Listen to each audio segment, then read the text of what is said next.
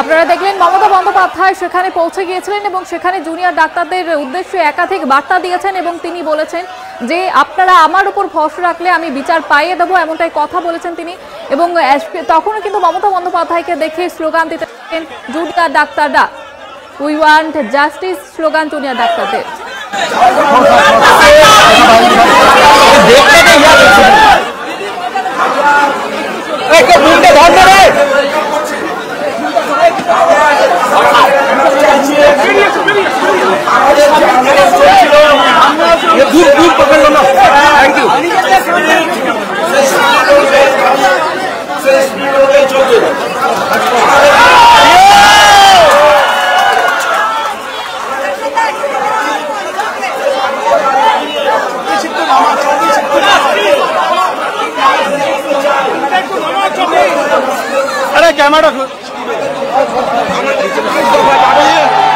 আস্তে আস্তে আমাদের যে 5 দফা দাবি, সেই 5 দফা দাবি নিয়ে আমরা যে কোনো জায়গাতে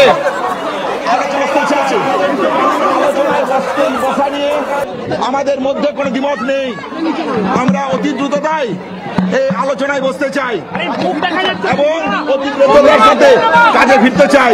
কিন্তু আমাদের দাবি নিয়ে আমরা আমাদের যে ন্যায়সঙ্গত ন্যায্য দাবি, অন্যায় দাবি আমরা করছি না, তাহলে এই দাবি নিয়ে মাননীয় মুখ্যমন্ত্রীর কাছে আমরা এক্ষুনি আলোচনায় বসতে চাই। আমাদের দিক থেকে জুনিয়র ডক্টরস ফ্রন্টের পক্ষ থেকে এই যে জায়গা থাকলো সেই জায়গা আমরা রাখলাম। আমরা মনে করি 5 দফা দাবি নিয়ে আমরা কোন রকমের কোন সমঝোতায় যেতে রাজি নয়, কিন্তু আমরা 5 দফা দাবি নিয়ে অতি দ্রুত আলোচনায় বসতে চাই, এটাই আমাদের মতামত। আমরা কিছুক্ষণের জন্য সময় চেয়ে নিচ্ছি, অতি দ্রুত আমরা আলোচনায় বসবো, এটা তো জানিয়ে রাখলাম আপনাদেরকে। আমরা আলোচনায় বসতেই চাইছি, 5 দফা দাবি নিয়ে আমরা আলোচনায় বসবো।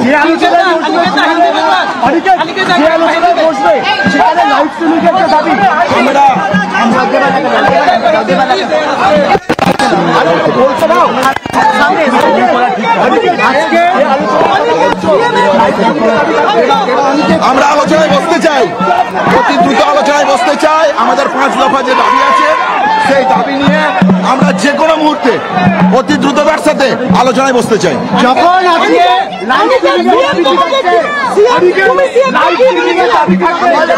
বলেছি আমরা আলোচনায় বসতে চাই, ভেবে দেখো তোমরা কি করবে।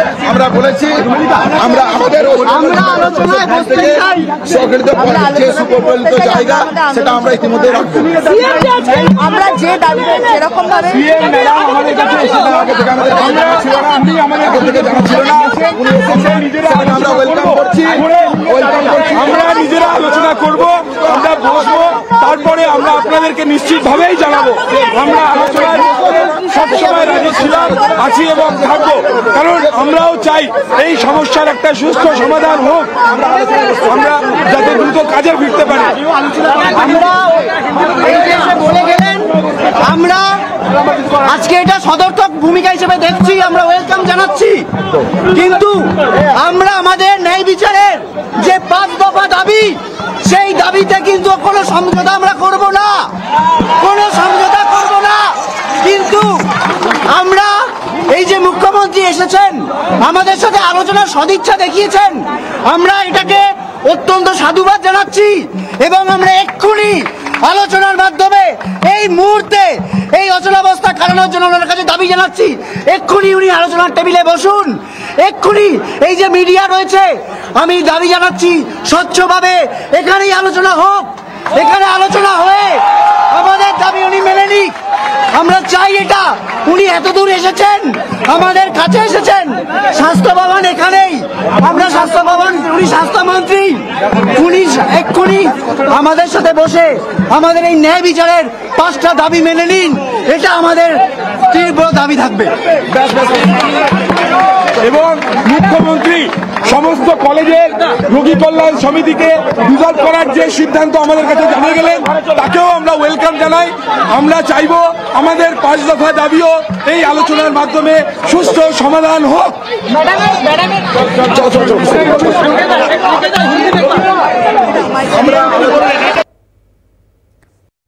আপনারা দেখলেন মমতা বন্দ্যোপাধ্যায় সেখানে পৌঁছে গিয়েছিলেন এবং তাদের সঙ্গে কথা বলেন এবং জুনিয়র ডাক্তাররা তারাও কিন্তু বলেছেন যে তারা আলোচনায় বসতে রাজি আছে, তবে তাদের যে 5 দফা দাবি সেই দাবিগুলো নিয়ে তারা বৈঠকে বসতে রাজি আছেন। মমতা বন্দ্যোপাধ্যায় তাদের কাছে পৌঁছে গিয়েছিলেন, সেই ঘটনা মমতা বন্দ্যোপাধ্যায় তাদের উদ্দেশ্যে একাধিক বার্তাও দিয়েছেন এবং আপনারা শুনেছেন যে মমতা বন্দ্যোপাধ্যায় কিন্তু বলেছেন যে দোষীরা আমার বন্ধু নয়, আমি আপনাদের আন্দোলন তুলতে আবেদন করতে পারি, জোর করতে পারি না, এমনটাই তিনি মন্তব্য করেছেন এবং সিবিআইকে জানাবো দ্রুত এই ঘটনা তদন্ত করুক।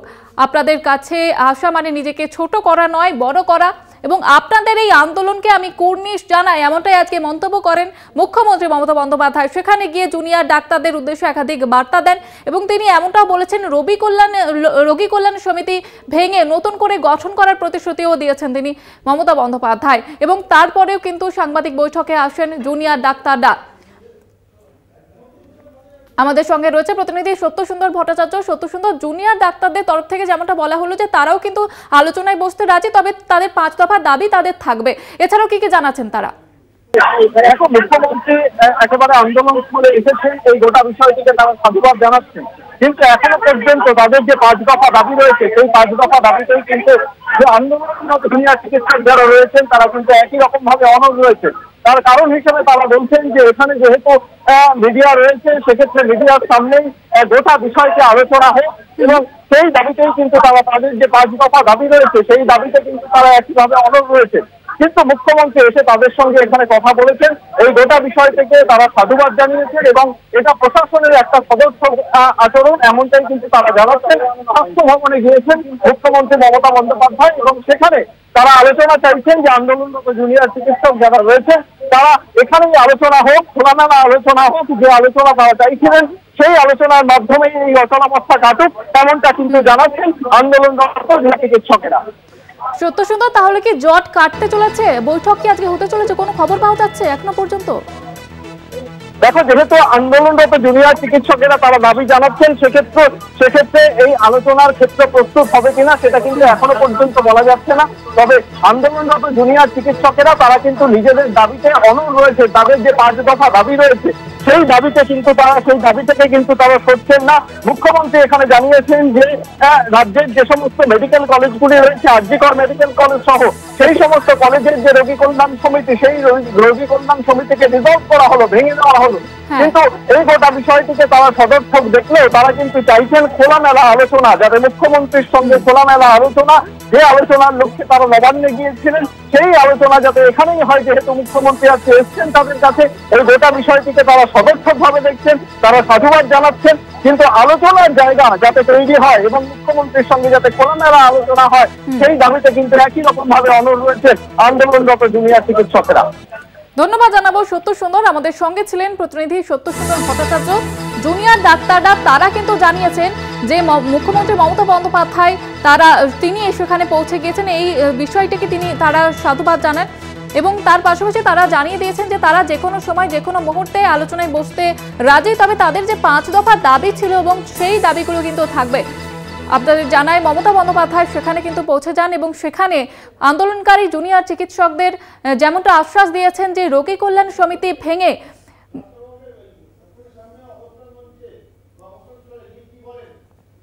মুখ্যমন্ত্রী মমতা বন্দ্যোপাধ্যায় সেখানে পৌঁছে যান এবং জুনিয়র ডাক্তারদের উদ্দেশ্যে একাধিক বার্তা দেন। ঠিক কি জানিয়েছেন তিনি, শুনুন। আমিও সারা রাত ঘুমোতে পারিনি, আমারও কষ্ট হয়েছে।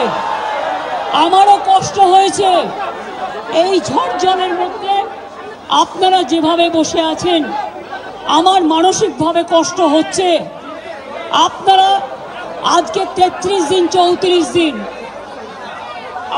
আমিও কিন্তু রাতের পর রাত ঘুমাইনি, কারণ আপনারা যখন রাস্তায় থাকেন আপনাদের জন্য আমাকেও কিন্তু পাহারাদার হিসেবে জেগে থাকতে হয়। আমি আপনাদের কাছে যেটা বলতে এসেছি, এত ঝড় বৃষ্টির মধ্যে, প্রাকৃতিক দুর্যোগের মধ্যে আপনারা অনেক কষ্ট পেয়েছেন। আর কষ্ট না করে যদি আপনারা কাজে ফিরতে চান, আমি আপনাদের প্রতিশ্রুতি দিচ্ছি, আপনাদের ডিমান্ডগুলো আমি কথা বলে সহানুভূতির সাথে আমি স্টাডি করব, আমি অফিসারদের সাথে কথা বলবো। আমি একা সরকার চালাই না, আমার সাথে একটা chief secretary, home secretary, DG police সবাই আছেন। আমি আপনাদের বলতে চাই, আপনাদের ডিমান্ডগুলো আমি ভাববো, আমি চিন্তা করব। যদি কেউ দোষী হয় তিনি নিশ্চয়ই শাস্তি পাবেন, এবং আমি চাই তিলোত্তমার বিচার হোক। আমি সিবিআইকে অনুরোধ করব যত তাড়াতাড়ি বিচার হোক, এমনকি 3 মাসের মধ্যে তারা যেন ফাঁসির অর্ডার দেয়। আমি এটা সিবিআইকে অনুরোধ করব আপনাদের প্ল্যাটফর্মে বসে। আর আপনাদের কাছে আবেদন জানাবো, আমাকে একটু সময় দিন, আমি ব্যাপারগুলো নিয়ে আমি চিন্তা ভাবনা করব। যদি আপনাদের আস্থা ভরসা আমার উপর থাকে, আমি কথা বলে সিদ্ধান্ত, অন্তত যদি কাউকে দোষী পাই আমি নিশ্চয়ই নেব। আমি আপনাদের এটুকু বলবার জন্য এসেছিলাম। আমি আশা করি আপনারা এত কষ্টের মধ্যে বৃষ্টিতে ভিজছেন এবং আপনাদেরও পরিবার পরিজন চিন্তায় আছে, এবং আমি মনে করি অনেক মানুষও মারা যাচ্ছেন। আপনারা প্লিজ দয়া করে, আপনারা আমাদেরই ঘরের ভাই বোন, আপনারা কাজে যোগদান করুন। এবং আমি বলতে পারি আপনাদের প্রতি আমি কোনো অবিচার করব না। আমি একটা কথা বলে যাই, হাসপাতালের ডেভেলপমেন্ট, ইনফ্রাস্ট্রাকচার, সব কাজ আমরা শুরু করে দিয়েছি এবং করব। আমি সব হসপিটালের রোগী কল্যাণ সমিতিতে আমি প্রত্যেকটা একদম রাজ্য থেকে শুরু করে সব মেডিকেল কলেজ এবং মাল্টি সুপার হসপিটাল, যত রোগী কল্যাণ সমিতি আছে, আমি প্রিন্সিপালদের চেয়ারম্যান করব। এবং তাতে জুনিয়র ডাক্তারও মেম্বার থাকবে, সিনিয়র ডাক্তারও থাকবে, নার্সও থাকবে, একজন পাবলিক রিপ্রেজেন্টেটিভ থাকবে এবং পুলিশ থাকবে। এই সিদ্ধান্ত আমি নিয়েছি। আপনাদের আরজিকর মেডিকেল কলেজেরও আমি রোগী কল্যাণ সমিতি ভেঙে দিলাম, এবং সব মেডিকেল কলেজের আমি রোগী কল্যাণ সমিতি ভেঙে দিলাম। আমি নতুন করে এটা তৈরি করব। এবং আপনাদের আমি বলতে পারি, বাদবাকি আপনাদের যে ডিমান্ড আছে আপনারা আমাকে বলেছেন, যদি সত্যি কেউ দোষী হয় দোষীরা শাস্তি পাবে। দোষীরা কেউ আমার বন্ধু নয়, দোষীরা কেউ আমার শত্রুও নয়। আর আপনারা যারা ভাবছেন কেউ আমার বন্ধু, আমি তাদের চিনি না, আমি তাদের চিনি না, আমি তাদের জানি না, এবং আমাদের সাথে কোনো সম্পর্ক নেই। তারা এসছেন প্রসেসের মাধ্যমে, এই প্রসেস ফাইনাল হয়ে আমার কাছে আসে, এবং তাই মাত্র 1 মাসের মধ্যে যারা এসছে তাদের কথা যদি খুনের সাথে, মার্ডারের সাথে, দুর্নীতির সাথে যুক্ত থাকে, আমি নিশ্চয়ই সাধ্যমতো চেষ্টা করব কথা বলে অ্যাকশন নেবার। আমি আবার আপনাদের কাছে বিনীত অনুরোধ করব যে আপনারা নিজেদের মধ্যে কথা বলুন, কথা বলে সিদ্ধান্ত নিন এবং আপনারা কাজে ফিরুন। আপনারা আমার ভাই বোন, এটুকু জেনে রাখবেন, আপনাদের জন্য সিম্প্যাথি, আমি কোনো অ্যাকশন নেব না। আমি ইউপি পুলিশ নই, ওরা এসমা জারি করেছিল, ওরা 6 মাস মনে রাখবেন স্ট্রাইক র্যালি বন্ধ করে দিয়েছিল। আমি এসব করব না। আপনারা নিশ্চিন্তে থাকুন, কোনো ডাক্তারের বিরুদ্ধে, কোনো কারো বিরুদ্ধে কোনো অ্যাকশন নেবার আমি বিরুদ্ধে। আমি জানি আপনারা অনেক কাজ করেন, মহৎ কাজ করেন। আপনাদের ছাড়া সিনিয়ররা, যেটা কিডনি ডিপার্টমেন্টে মারা গেছে, ক্যাথলেবও চেঞ্জ করতে পারে না, ক্যাথিটার চেঞ্জ করতে পারে না। সেই জন্য আপনাদের আমাদের প্রয়োজন। আমি আপনাদের বলবো, আপনারা ভেবে চিন্তে সিদ্ধান্ত নিন। আর যদি আপনারা আমাকে বিশ্বাস করেন, আমি যখন আপনাদের ধর্ণা মঞ্চে আসতে পেরেছি আপনাদের একজন সহযোদ্ধা হিসেবে, তখন মনে রাখবেন যে আমি আপনাদের, যদি আপনারা বিশ্বাস ভরসা রাখেন, বাদ বাকিটাও মনে রাখবেন, আমি আস্তে আস্তে করে একদিনে তো সব হয় না, করতেও সময় লাগে। আমাকে একটু সময় দিন, আমি নিশ্চয়ই সাধ্যমতো চেষ্টা করব। আমি দুর্নীতির কোনো একটা টেন্ডার কেস আজ পর্যন্ত আমার কাছে আসেনি। কোন রোগী কল্যাণ সমিতি কি কাজ করে এটা আমি জানি না, এগুলো আমার আন্ডারে আসে না। তাও বলি, যদি আপনাদের কোনো কমপ্লেন থাকে, কমপ্লেনের ভিত্তিতে নিশ্চয়ই আমরা তদন্ত করব। এমনিতে বিনা কারণে কাউকে সাজা দেওয়া যায় না। তদন্তে যদি প্রমাণিত হয় আমি নিশ্চয়ই সাজা দেব। আর একটা কথা, সুপ্রিম কোর্টে কেস চলছে, মনে রাখবেন 17 তারিখেও ডেট আছে। আমি চাই না আপনাদের কোনো ক্ষতি হোক। আপনাদের দিদি হিসেবে আপনাদের কাছে আমি অনুরোধ করতে এসেছি। আমি মুখ্যমন্ত্রী নই, আমি মুখ্যমন্ত্রী হিসেবে বলতে আসিনি, আমি আপনাদের দিদি হিসেবে বলতে এসেছি, যাতে আপনারা না ভাবেন হ্যাঁ আমি চিফ মিনিস্টার আছি।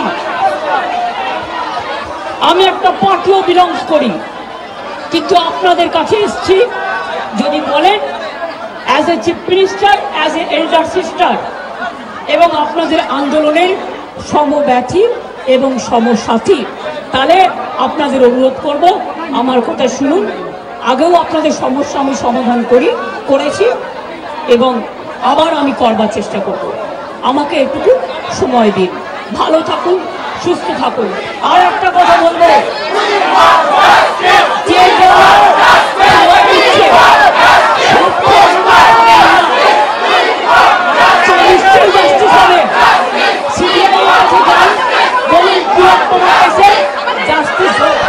আমি আপনাদের কাছে আবেদন ছাড়া কিছু করতে পারি না, আমি আপনাদের জোর করতে পারি না।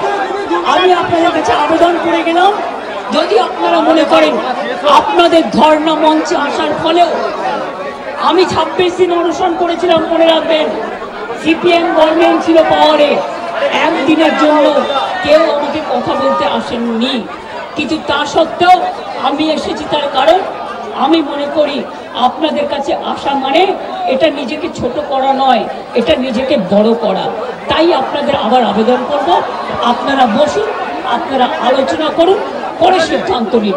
আমার এটা লাস্ট চেষ্টা আপনাদের জন্য করে গেলাম।